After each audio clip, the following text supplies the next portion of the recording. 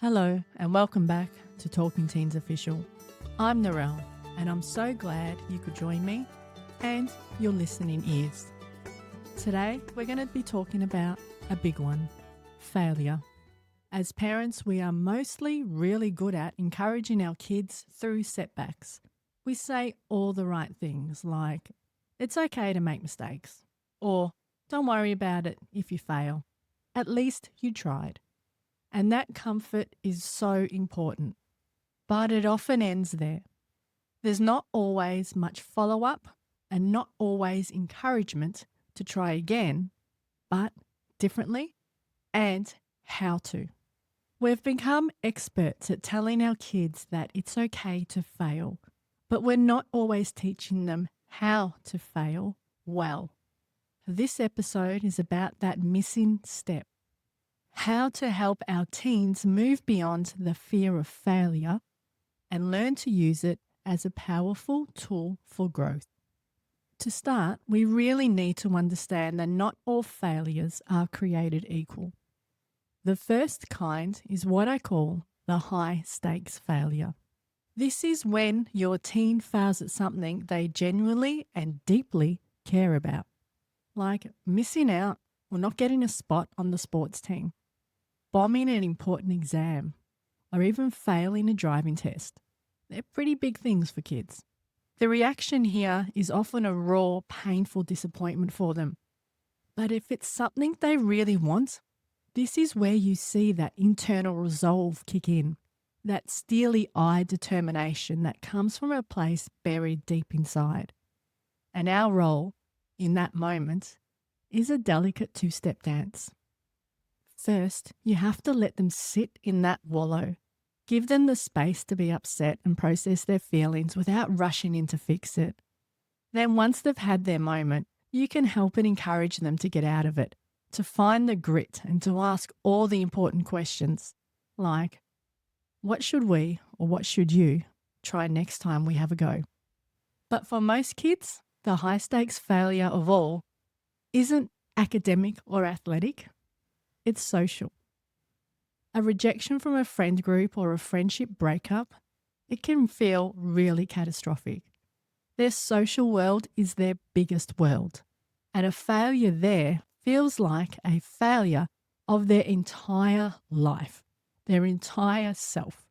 And as a parent, you can't fix that for them, but you can help them challenge the story they're telling themselves.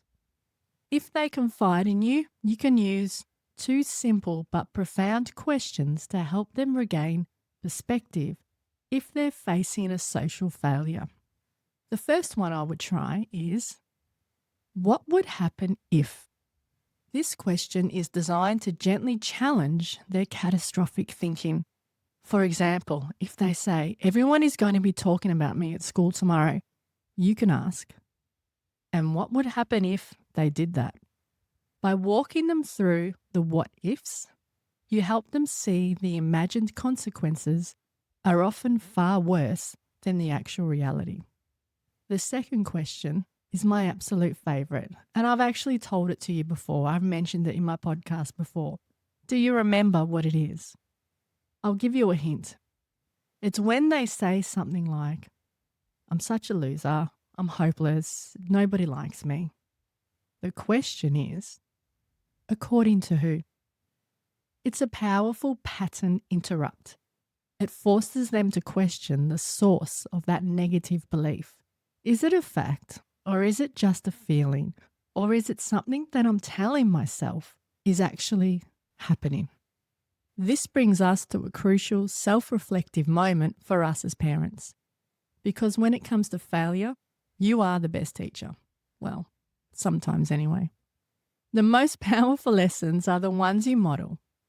If your kid sees you give up on something, even if it's a low-stakes game or situation, like, I don't know, let's say having a stab in the dark here, you're building a piece of flat-packed furniture, or you're trying out a new recipe.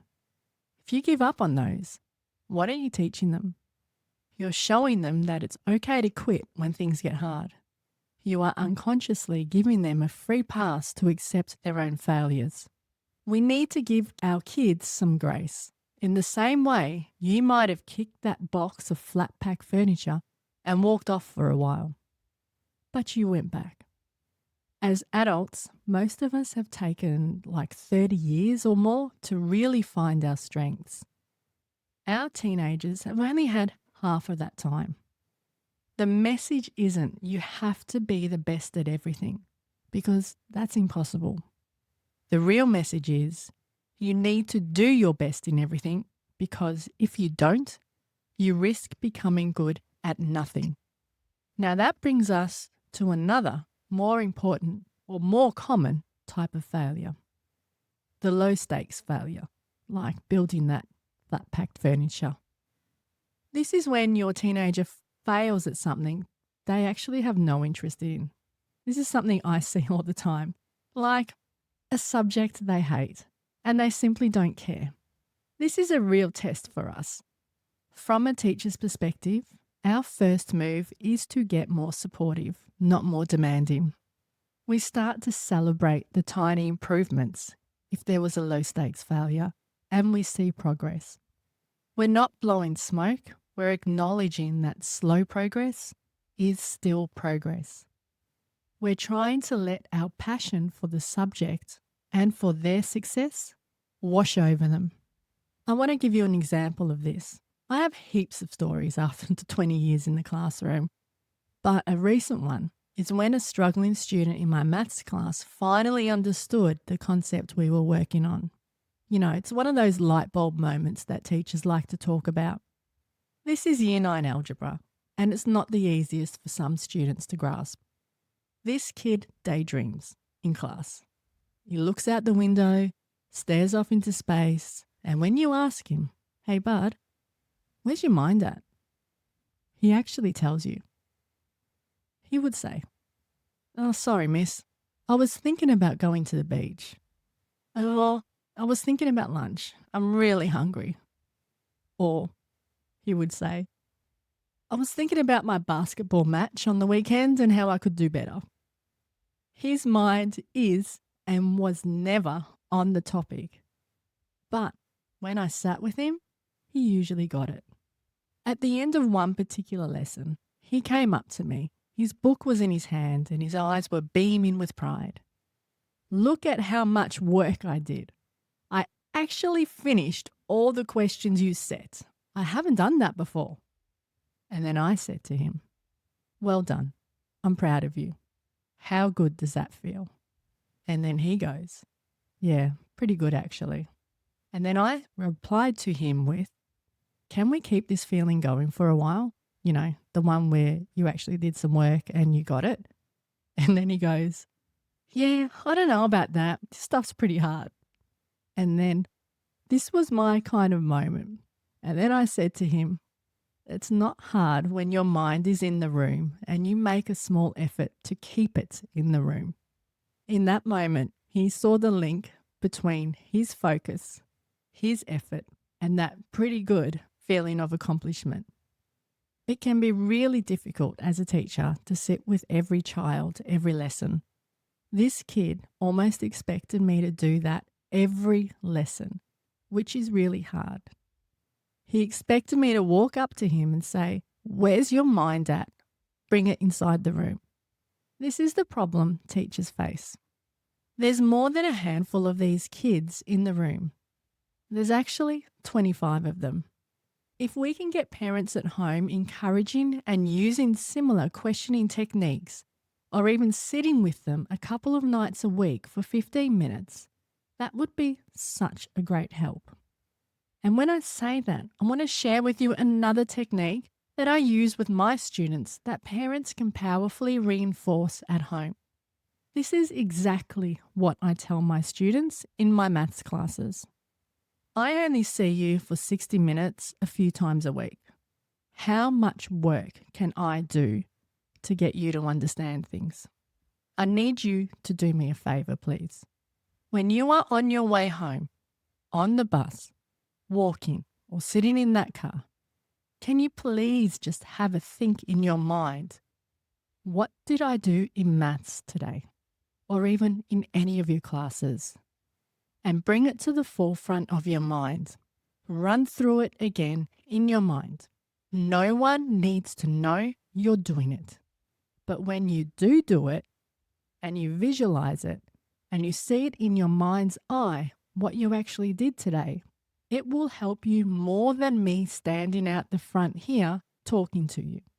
Even having parents back this up would actually help their kids, and you will notice an improvement in their retention. Rather than just asking them the robotic, "What did you do today?" which helps a little, but not a lot. It's almost like a pleasantry. Get them to see it and then explain what they are seeing. This technique works for a lot of people in a lot of different scenarios. Finally, the most powerful thing you can do is actually to create a safe to fail environment at home. And the best way to do this is to talk about your own small, everyday failures at the dinner table. We know we have them. We just kind of move through them throughout the day. You could say, and I've said this to my kids, "I'm just trying out a new recipe tonight, but it was a total disaster. Next time I know what I'll do differently." By modeling this, you show your kids that failure is not catastrophic. It's not the end of the world. It's not an event that can't be repeated, but a normal and expected part of learning. It encourages trying new things and improving on things. This entire conversation about reframing failure reminds me of Sir Ken Robinson's core message on creativity. He famously said, "If you're not prepared to be wrong, you'll never come up with anything original." Our school system can stigmatise mistakes. But when we teach our kids to fail well, we're not just teaching them resilience. We are giving them permission to be creative. We're telling them that their self-worth isn't tied to being right all the time, but being brave enough to try. That's how you raise an innovator, not just a good student. So as you heard, the conversation today about failure is a pretty deep one. It's about shifting our own mindset from seeing failure as a final destination to seeing it as a critical part of the journey.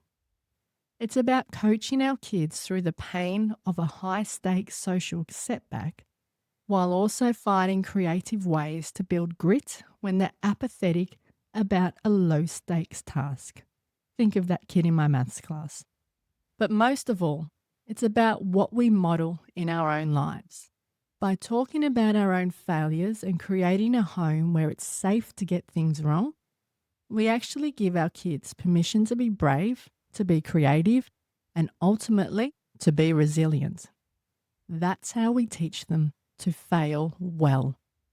Next time on Talking Teens, we're pulling back the curtain on something every parent has wondered about, and your kids probably talk about: the substitute teacher effect. You get the note home that your teen's regular teacher will be away for a few weeks. But what really happens in that classroom? How does it impact learning, social dynamics, and the overall classroom culture? Join me as we take an honest look at those challenges and realities of long-term teacher absences. If you enjoyed this episode and want to continue the conversation, please follow and subscribe on all our social media channels. Or even better yet, I've started a Talking Teens official community in school, and I'd love you to join. I'll pop a link in the notes in the comments section for you to have a look at. And if you find real value in what we're doing here, please consider buying me a coffee. I'll put a QR code also in the comments section in the show notes. You can donate any amount you choose, and every little bit helps fuel my late night coffee supply while I'm editing these episodes for you. Thank you for listening. I look forward to our next podcast. Until then, remember that focus: connection over correction. This is Nural, and you've been listening to Talking Teens Official.